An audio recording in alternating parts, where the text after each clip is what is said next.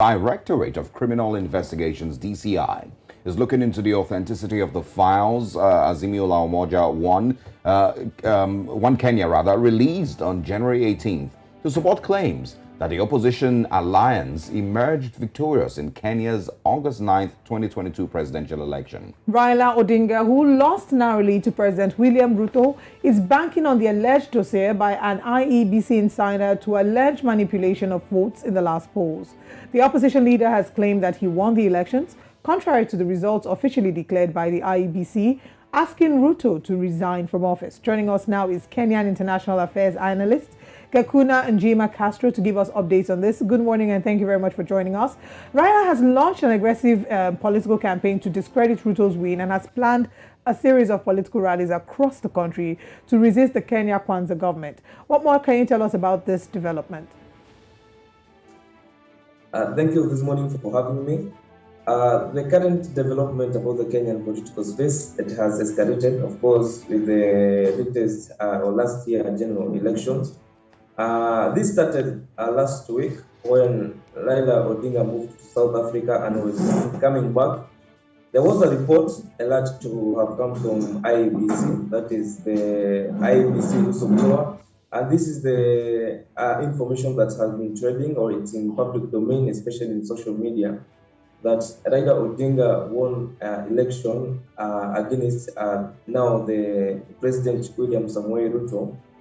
And it is said, or they are alleging that Raila Odinga won this election by a margin of, or by 8 million votes against William Ruto, who is said to have won the, who is said to have scored or have garnered 5 million votes. And all this issue now has brought up a story because we have seen now the opposition leader Raila Odinga.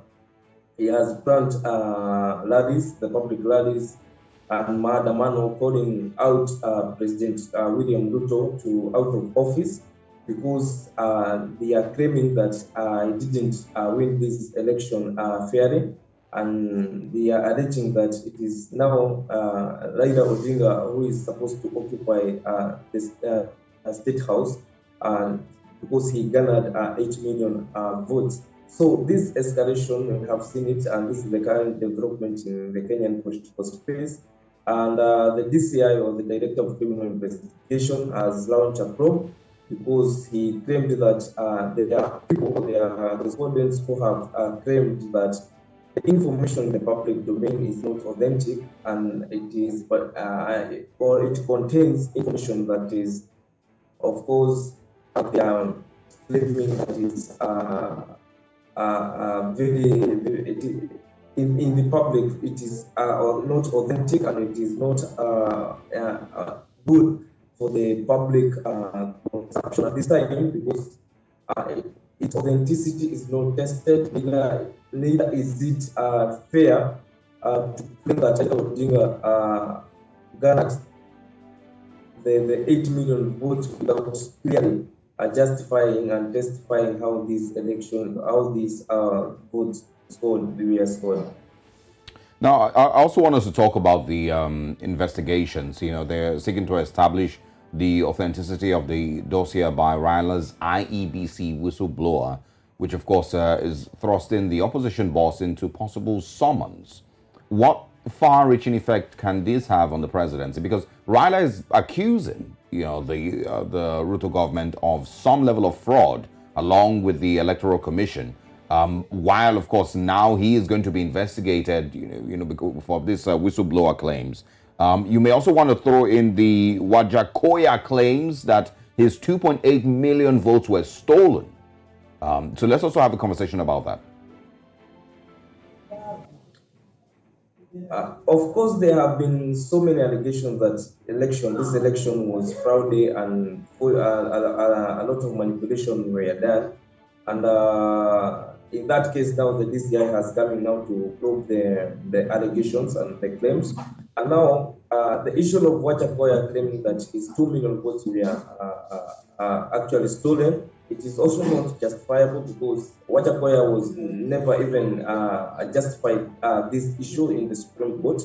And also the information that Raila Odinga has now and claiming to have come from the from the IEBC whistleblower, it's again another issue that is not justifiable and neither can it be used in public domain as per now, because its authenticity and it is claimed to be of the information it's falsified, and also, of course, the documents they are forgery. That's now what the DCI is trying to actually investigate about the forgery, the falsification of the document, and also the information that may actually be of emotive nature, may be moving clouds, and also, of course, now escalating badly in the public domain. And also, there are some supporters. Of course, there are supporters of Azimio, and that is their mother parties and partnering parties in the Azimio, that they are claiming also in their legions, just like the Secretary General of Jubilee Party, Mheshimiwa Jeremiah Kioni, claimed that over 2 million votes they were leaked out in the Mount Kenya region, and that is also an information that the DCI is trying to dig into to see how this forgery and this manipulation and electoral injustice was actually performed. And going forward now, we shall, of course, see more and more issues happening, because Raila Odinga now claims that this guy cannot actually prove these electoral malpractices, because he's an appointee of the government, and being an appointee of the government and the appointee of the president is not the right person to actually do this job of proving electoral justice. So he has called on actually the international community, that the United Nations and the Commonwealth as the target, actually help him or come in 2 weeks' time to try and figure out this issue of electoral practices here in Kenya. All right, we've seen that there have been conversations about the countrywide protests that Raila Odinga is organizing. There have been reports that the next rallies will be in Kibera and then Machakos. There have been several speculations, but there have been numbers as well. Let's talk about, how this is impacting governance in Kenya. And I ask this because there are challenges that the people of Kenya are facing. There's the fuel, people complaining about the fuel, people complaining about the economy. How would you say this is impacting governance? Would you say that this is some form of a distraction to William Ruto from actually playing his part as president and implementing the promises made to the people of Kenya? I would actually say yes, this is plans to derail the government and, of course, to pull it back.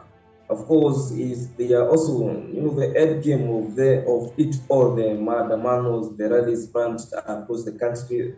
It is to actually manipulate the government and actually to try to compromise and bring up the negotiations, which has a great impact in the Kenyan economy.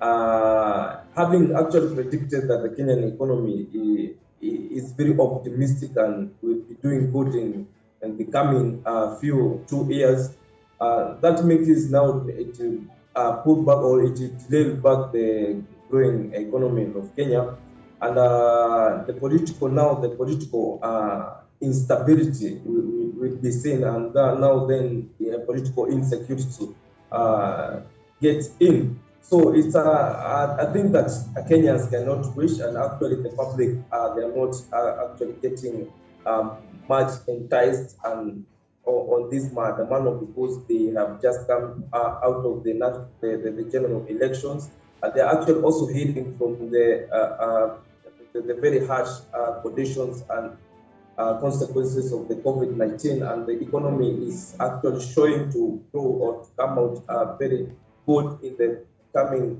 2 years.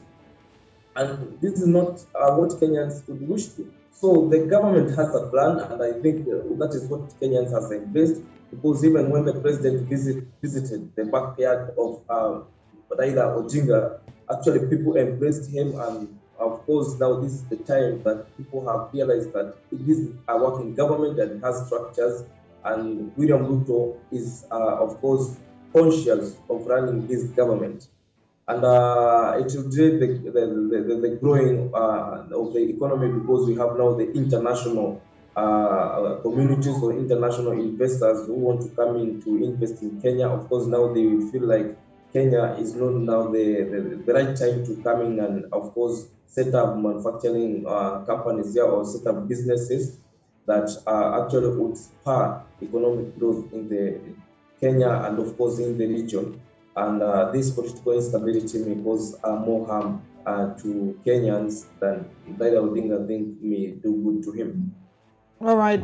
Gakuna Njima Castro, thank you very much for your time with us this morning. We'll come back again to follow up with this conversation, and we hope that you would avail us of your time.